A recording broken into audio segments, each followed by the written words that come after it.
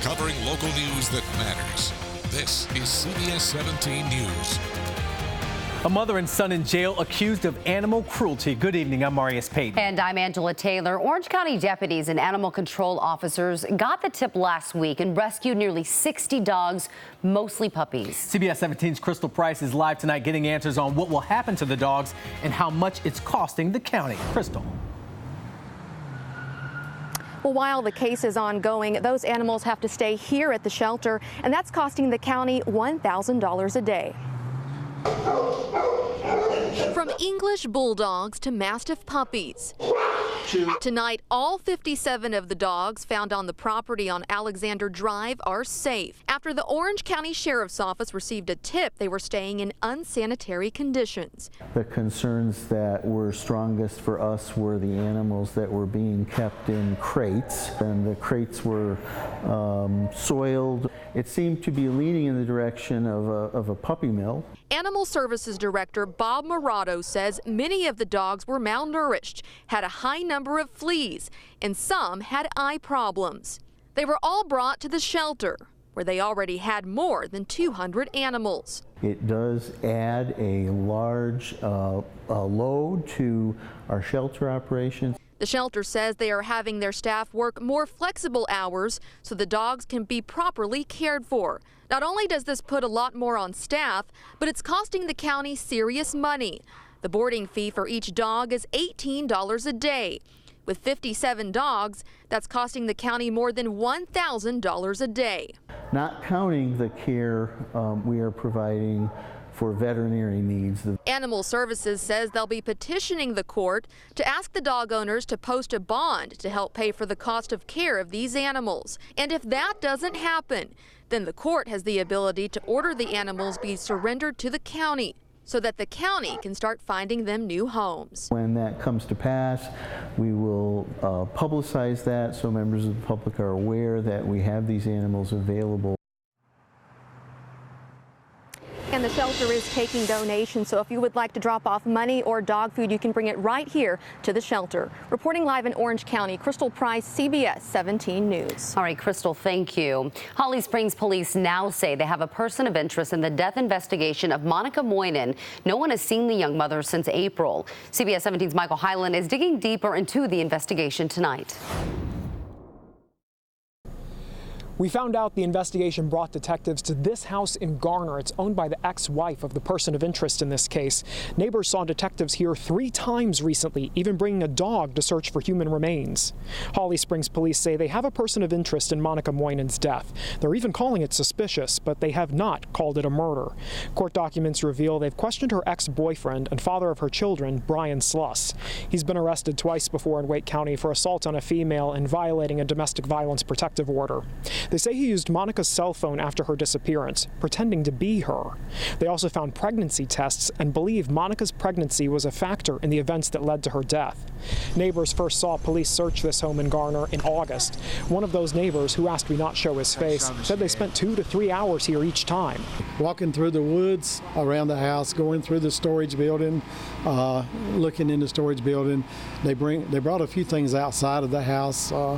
And that's the 3rd time I saw this going on. In a statement, Monica's parents wrote, "We trust that those in the position to act on the information they have will do so accordingly, and those who are involved in our daughter's murder will be brought to justice. #Justice for Moni." Court documents show when detectives searched this house, they seized soil, an iPhone, and items for a baby. Police have not charged anyone in this case.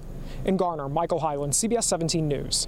And we have been digging into this case since police started investigating back in July. You can find all of our stories on the search and the death investigation for the missing mom. Go to CBS17.com and, of course, our mobile news app.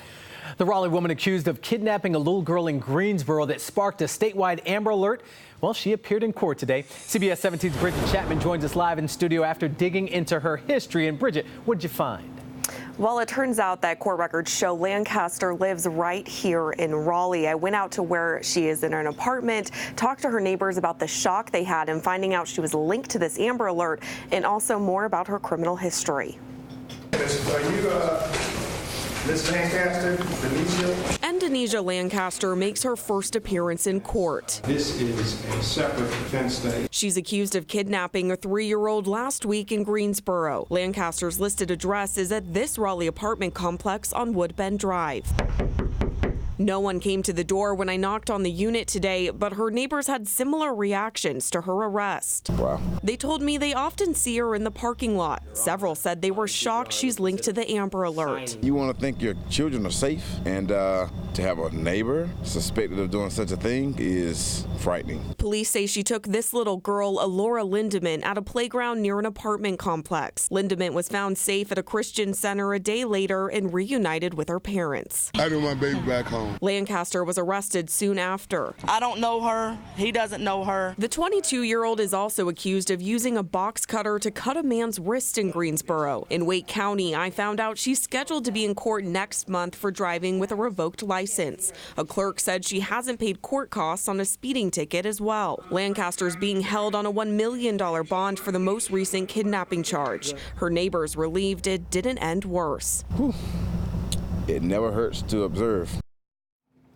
Today, Lancaster's attorney said that she suffers from mental health issues, that she had no bad intentions with this, and that it was possibly a cry for help. Now, she's going to be back in court next month. Back to you guys. Bridget, thank you for the very latest. Fayetteville police are looking for a man dressed up as a woman that they say robbed a bank on Friday. Here are the pictures from the security camera. Detectives say the man walked into the First Citizens Bank on Ramsey Street just after 1 Friday. The man was wearing a wig and a knit cap, as you can see right there.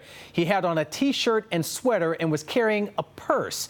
Take another look. If you recognize this man, you're asked to give Fayetteville police a call. Well, they're calling it a creepy encounter. 2 teen girls say a van stopped them as they were walking in their neighborhood. They live in Hertford Village, which is in Raleigh. That's where we find CBS 17's Kelly Kennedy getting answers about what happened. Both of these teens were walking down this block in their neighborhood like they would do any day when they were followed by 2 men in a tan van. Now, both those girls say those men got aggressive when they refused to get inside the van. I spoke with 18-year-old Emma Wisnetz. She says she was walking home when that tan van started following her. She says the 2 men asked her if she wanted to earn some extra money. When she ignored them, they got aggressive and continued following her and telling her she must get into the van. She says eventually she started running until she made it to her friend's house. Elizabeth Infante says the same thing happened to her 16-year-old daughter last week. I think they wanted me to be a prostitute. It was mostly just panic. It's just like, this is really creepy. I just kept telling myself over and over again, you'll get away. For it to happen more than once with the same MO, it's kind of shocking. Like, we have to really be very careful with our kids. Raleigh police are investigating these incidents, and they've been patrolling the neighborhood today. Now, that mom tells me people in the neighborhood have also been pitching in and even offering to walk her daughter home from her nearby high school just so she feels a little bit safer. Reporting in Raleigh, I'm Kelly Kennedy for CBS 17 News.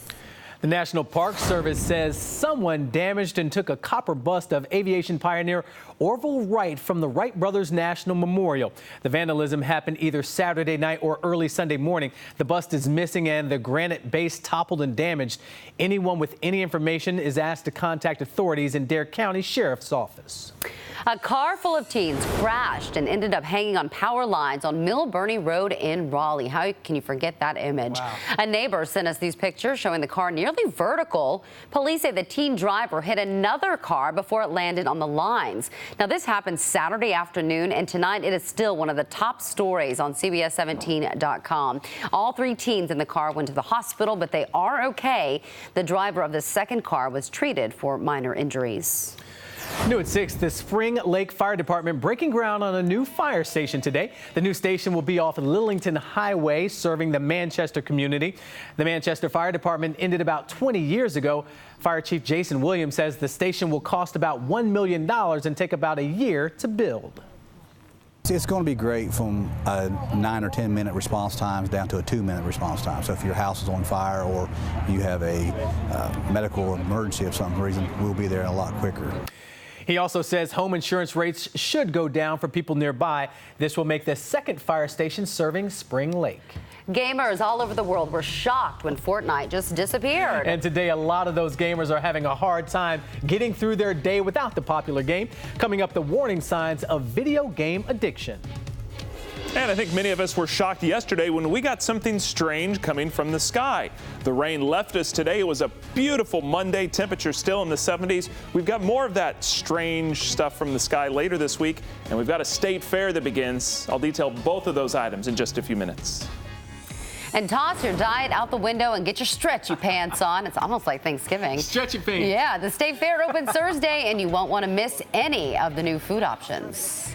But first, a live look at traffic from our camera at I-40 and Airport Boulevard. Eastbound lanes there on the right-hand side. Not too bad out there on this Monday evening drive. You're watching CBS 17 News, where local news matters.